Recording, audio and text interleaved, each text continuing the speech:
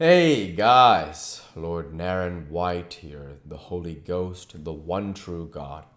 Back with you with the next video in my series reading, The Invisible Man by H.G. Wells. Without further ado, returning to The Invisible Man as read by Lord Naren White. A piece of tile whizzed by his head and smashed among the crockery on the kitchen table. "I'll show him!" shouted the man with the black beard, and suddenly a steel barrel shone over the policeman's shoulder, and 5 bullets had followed into one another in the twilight whence the missile had come. As he fired, the man with the beard moved his hand in a horizontal curve, so that his shots radiated out into the narrow yard like spokes from a wheel. A silence followed. "5 cartridges," said the man with the black beard. "That's the best of all. 4 aces and a joker. Get a lantern, someone, and come and feel about for his body." Chapter 17. Dr. Kemp's Visitor. Dr. Kemp had continued writing in his study until the shots aroused him. Crack, crack, crack. They came one after the other. "Hello?" said Dr. Kemp, putting his pen into his mouth again and listening. "Who's letting off revolvers in Burdock? What are the asses at now?" He went to the south window, threw it up, and leaning out, stared down on the network of windows, beaded gas lamps and shops, with its black interstices of roof and yard that made up the town at night. "Looks like a crowd down the hill," he said, "by the cricketers," and remained watching. Thence his eyes wandered over the town to far away where the ship's light shone and the pier glowed, a little illuminated, faceted pavilion, like a gem of yellow light. The moon in its first quarter hung over the westward hill, and the stars were clear and almost tropically bright. After 5 minutes, during which his mind had traveled into a remote speculation of social conditions of the future, and lost itself at last over the time dimension, Dr. Kemp roused himself with a sigh, pulled down the window again, and returned to his writing desk. It must have been about an hour after this that the front doorbell rang.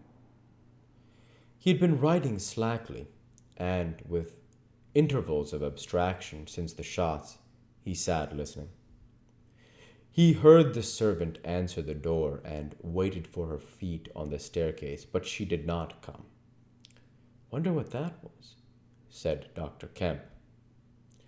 He tried to resume his work, failed, got up, went downstairs from his study to the landing, rang, and called over the balustrade to the housemaid as she appeared in the hall below. "Was that a letter?" he asked. "Only a runaway ring, sir," she answered. "I'm restless tonight," he said to himself. He went back to his study, and this time attacked his work resolutely. In a little while he was hard at work again, and the only sounds in the room were the ticking of the clock and the subdued shrillness of his quill, hurrying in the very center of the circle of light his lampshade threw on his table. It was 2 o'clock before Dr. Kemp had finished his work for the night. He rose, yawned, and went downstairs to bed. He had already removed his coat and vest, and when he noticed that he was thirsty, yes, he took a candle and went down to the dining room in search of a siphon and whiskey. Dr. Kemp's scientific pursuits have made him a very observant man, and as he recrossed the hall, he noticed a dark spot on the linoleum near the mat at the foot of the stairs. He went on upstairs, and then it suddenly occurred to him to ask himself what the spot on the linoleum might be. Apparently, some subconscious element was at work. At any rate, he turned with his burden, went back to the hall, put down the siphon and whiskey, and bending down, touched the spot. Without any great surprise, he had found it in the stickiness and color of drying blood. He took up his burden again and returned upstairs, looking about him and trying to account for the blood spot. On the landing, he saw something and stopped astonished. The door handle of his own room was blood-stained. He looked at his own hand. It was quite clean, and then he remembered that the door of his room had been open when he came down from his study, and that consequently he had not touched the handle at all. He went straight into his room, his face quite calm, perhaps a trifle more resolute than usual. His glance, wandering inquisitively, fell on the bed. On the counterpane was a mess of blood, and the sheet had been torn. He had not noticed this before, because he had walked straight to the dressing table. On the further side, the bedclothes were depressed, as if someone had been recently sitting there. Then he had an odd impression that he heard a low voice say, "Good heavens, Kemp!" But Dr. Kemp was no believer in voices. He stood staring at the tumbled sheets. Was that really a voice? He looked about again, but noticed nothing further than the disordered and blood-stained bed. Then he distinctly heard a movement across the room near the wash-hand stand. All men, however highly educated, retain some superstitious inklings. The feeling that is called eerie came upon him. He closed the door of the room, came forward to the dressing table, and put down his burdens. Suddenly, with a start, he perceived a coiled and blood-stained bandage of linen rag hanging in midair between him and the washstand. He stared at this in amazement. It was an empty bandage, a bandage properly tied but quite empty.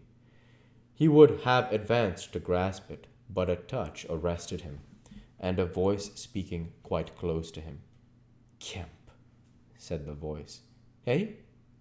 said Kemp, with his mouth open. "Keep your nerve," said the voice. "I'm an invisible man." Kemp made no answer for a space, simply stared at the bandage. "Invisible man?" he said. "I am an invisible man," repeated the voice. The story he had been active to ridicule only that morning rushed through Kemp's brain. He does not appear to have been either very much frightened or very greatly surprised at the moment. Realization came later. "I thought it was all a lie," he said. The thought uppermost in his mind was the reiterated arguments of the morning. "Have you a bandage on?" he asked. "Yes," said the invisible man. "Oh," said Kemp, and then roused himself. "I say," he said, "but this is nonsense. It's some trick." He stepped forward suddenly, and his hand, extended towards the bandage, met invisible fingers. He recoiled at the touch, and his color changed. "Keep steady, Kemp. For God's sakes. I want help badly. Stop!" The hand gripped his arm. He struck at it. "Kemp!" cried the voice. "Kemp! Keep steady!" And the grip tightened. A frantic desire to free himself took possession of Kemp. The hand of the bandaged arm gripped his shoulder, and he was suddenly tripped and flung backwards upon the bed. He opened his mouth to shout, and the corner of the sheet was thrust between his teeth. The invisible man had him down grimly, but his arms were free, and he stuck and tried to kick savagely. "Listen to reason, will you?" said the invisible man. sticking to him in spite of a pounding in the ribs. By heaven, you'll madden me in a minute! We'll go ahead and stop there for this week. As usual, I want to say thank you for watching, and I hope you enjoyed. Please like, comment, and subscribe, as it greatly helps the channel. Like to be with you all.